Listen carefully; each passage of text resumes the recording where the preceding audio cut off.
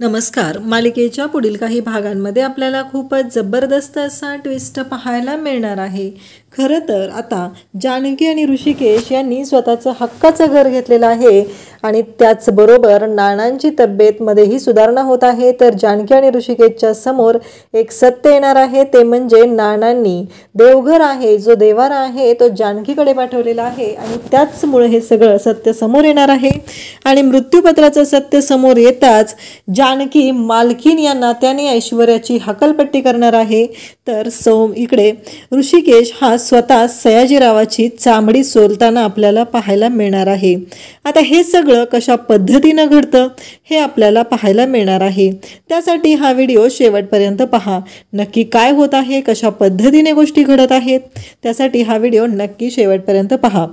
तर इकडे ऋषिकेश आणि जानकी यांनी कुस्ती जिंकलेली आहे आणि त्याचबरोबर कुस्तीच्या वेळी ऋषिकेश आणि जानकी सर्वांच्या समोर एकच गोष्ट बोलतात की हे सगळं जे काय झालेलं आहे ते सगळं जे काय आहे ते आम्हाला मिळालेलं आहे, ते आमच्या नानांच्या आशीर्वादाने मिळालेलं आहे आणि नानांमुळेच हे सगळं आम्हाला मिळालेलं आहे हे ते बोलत असतात.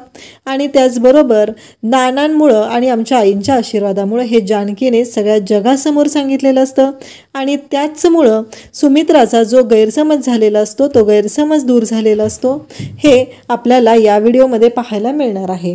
तर इकडे नाना आणि जानकी यांची भेट होते. तर सुमित्रा आणि ऋषिकेश हे दोघेही भेटतात आणि त्याच वेळीच आपल्या सर्वांमध्ये त्यांच्या सर्वांमध्ये जे झालेले गैरसमज आहेत ते दूर होत आहेत आणि ते कशा पद्धतीनं होतात त्यासाठी हा व्हिडिओ शेवटपर्यंत पहा.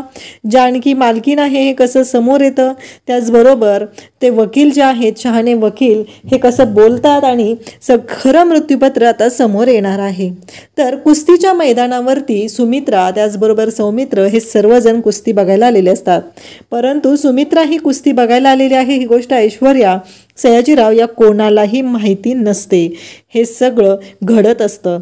त्याचबरोबर आपल्याला पाहायला मिळतं की इकडे सुमित्रा आता कुस्ती पाहते आणि घरी येते. घरी आल्यानंतर सुमित्रासाठी खूप मोठा धक्का असतो, कारण ती म्हणत असते सकाळी जेव्हा मी चाललेले होते तेव्हा एक विचित्र अशी गोष्ट माझ्या कानावर आलेली होती.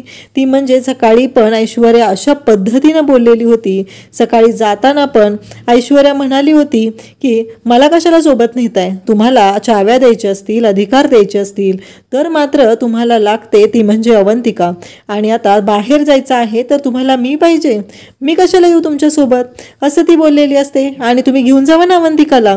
हे सगळं सुमित्राने जाणलेलं असतं, पाहिलेलं असतं आणि त्याच वेळी सुमित्रा म्हणते की हे कसं शक्य आहे, म्हणजे ही मुलगी इतकी सुडाने पेटलेली आहे आणि मी तिच्यावर का विश्वास ठेवतोय. आणि हे सगळं ती नानांना बोलवून दाखवत असते, नानांना सांगत असते. तेव्हा नाना म्हणत असतात की जे खरं आहे ना तेच मी तुला सांगत होतो. नानांना सुमित्रा म्हणू लागते तुम्ही असं का म्हणताय, कारण तुम्हीच मला सांगितलं ना तिला ते मला हिने ढकललेलं आहे म्हणून, मग तुम्ही आता का असं म्हणताय.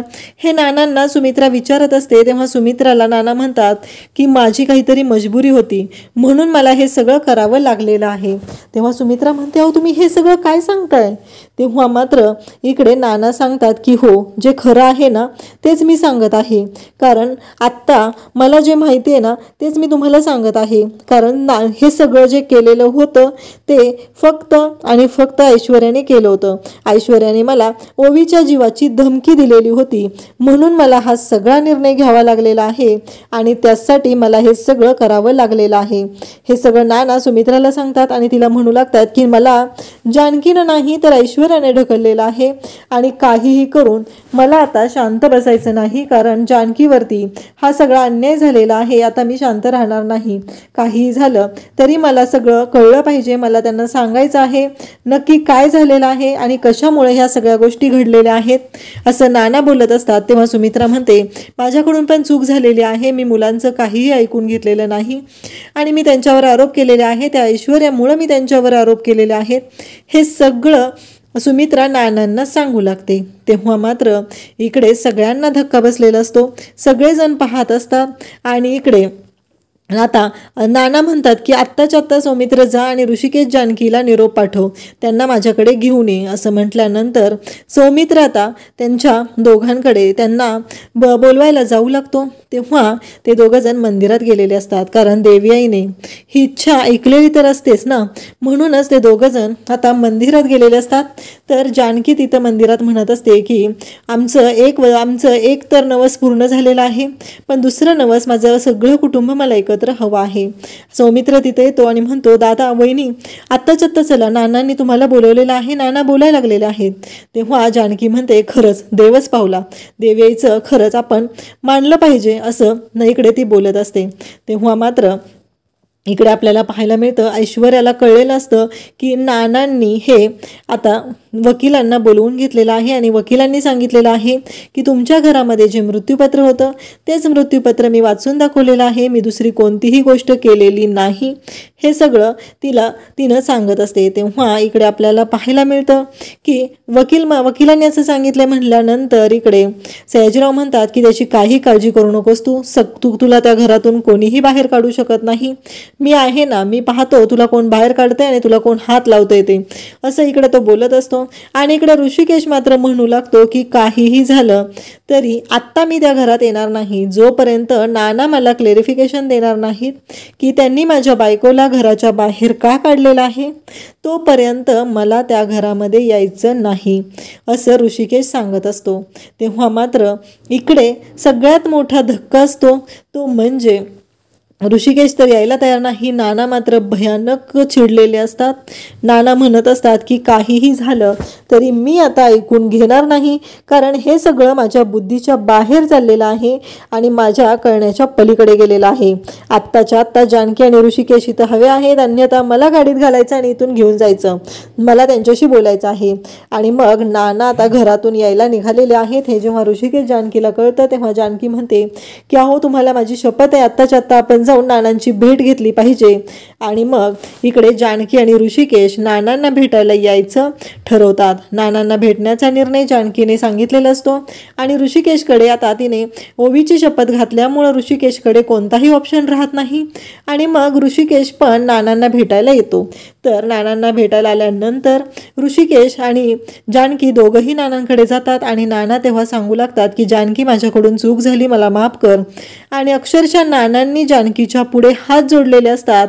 सुमित्राही तिथं असते. सुमित्राही दोघांची हात जोडून माफी मागू लागते आणि म्हणू लागते की खरंच आमच्याकडून चूक झालेली आहे, आम्हाला माफ कर जानकी, असं म्हणत सगळेजण जानकीची माफी मागत असतात, त्याचबरोबर ऋषिकेशची माफी मागत असतात. आणि मग जानकी म्हणू लागते असं काय घडलेलं होतं. तेव्हा नाना सांगतात की त्या नालायक ऐश्वर्याने मला धमकी दिलेली होती, तिने मला सांगितलेलं होतं की ती ओवीच्या जीवाचं बरं वाईट करणार आहे आणि जर मी तिचं नाव घेतलं तर असं होणार आहे, हे सगळं नाना बोलतात. तेव्हा इकडे जानकी आणि ऋषिकेश दोघांच्याही डोळ्यात पाणी येतं. नाना म्हणतात ओवीच्या जीवाची मला पर्वा होती, तिची काळजी होती, म्हणून मला हे सगळं करावं लागलेलं आहे, काही झालं तरी मी माझ्या ओवीला काही होऊ देणार नाही. आणि आत्ता ते मृत्यूपत्राचं जे काही केलेलं आहे तुमच्या नावावर काही केलं नाही, हे कसं शक्य असू शकतं. ऋषिकेश त्या कंपनीचा मालक तू आहे, हे जे घर आहे ना हे तुझ्या नावावर आहे आणि त्याचबरोबर कंपनी आहे ना ही ऋषिकेश तुझ्या नावावर आहे आणि जानकी हे जे घर आहे ना मी ते तुझ्या नावावर केलेलं आहे. सारंगला शेती आवडते म्हणून सारंगच्या नावावरती मी शेती केलेली आहे. तर शर्वरी आणि आपल्या सौमित्रला मी फार्म हाऊस दिलेले आहेत, हे सगळं नाना सांगू लागतात.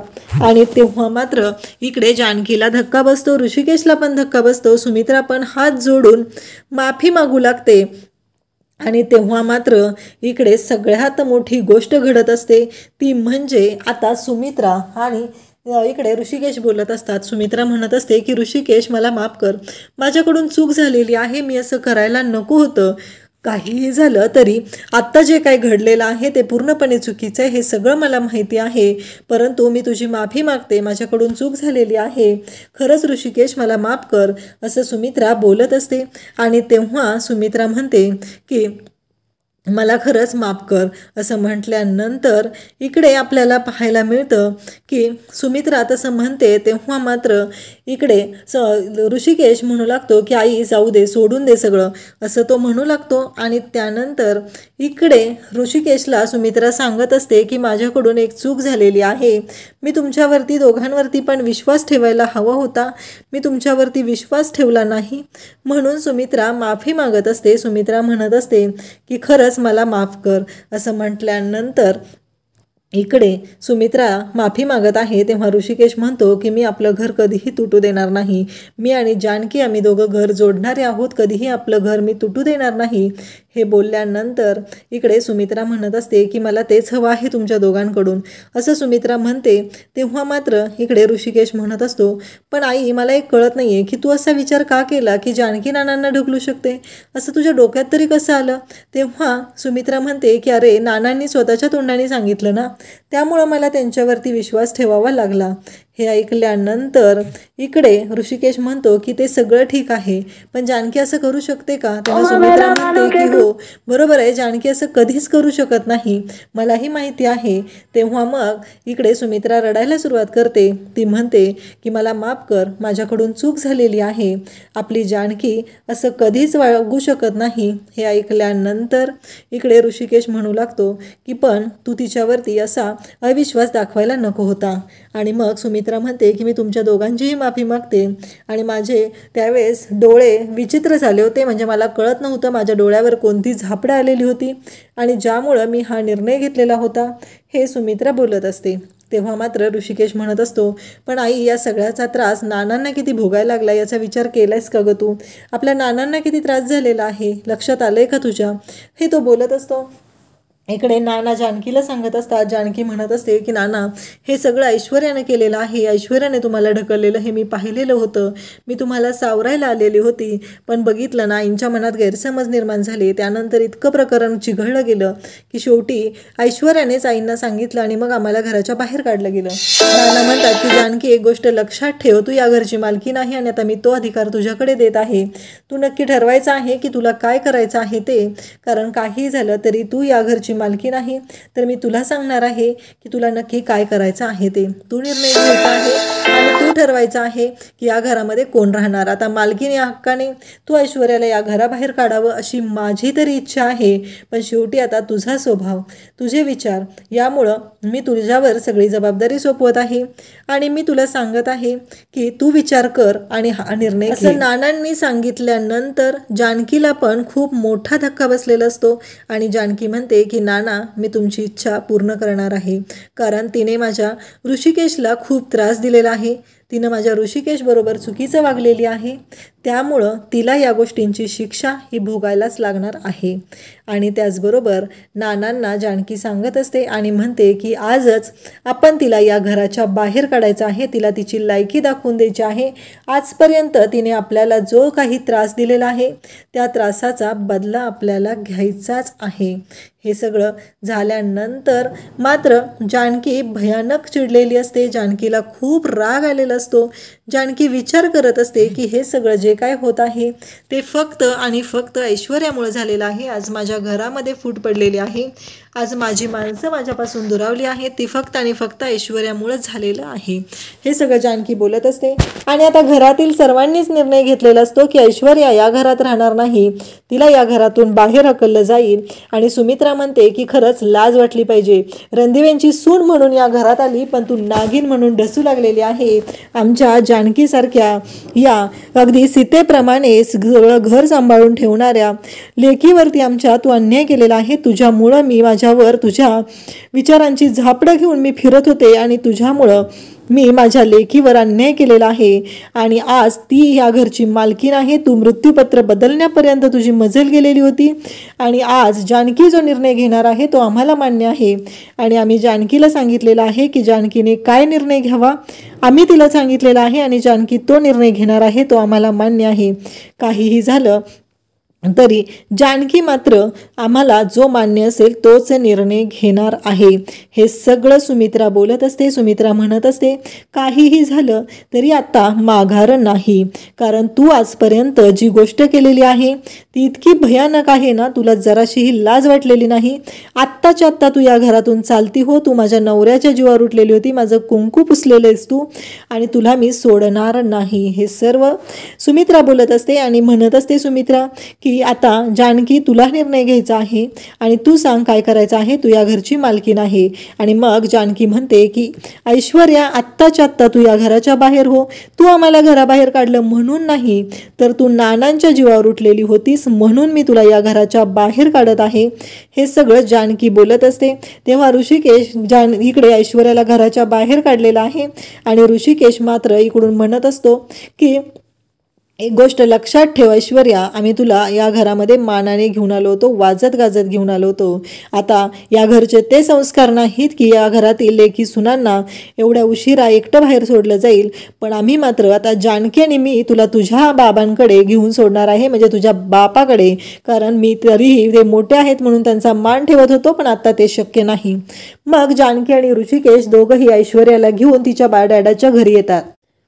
तेव्हा सयाजीरावला आणि सयाजीरावच्या बायकोला म्हणजे ऐश्वर्याच्या आईला दोघांनाही खूप मोठा धक्का बसलेला असतो आणि ते दोघं जण पाहतच राहतात, कारण जानकीने फरफटतच ऐश्वर्याला आणलेलं असतं आणि त्यांना कळायचं बंद झालेलं असतं की हे सगळं काय पाहतोय आपण, हे सगळं काय होतंय, हा प्रश्न त्यांना पडलेला असतो.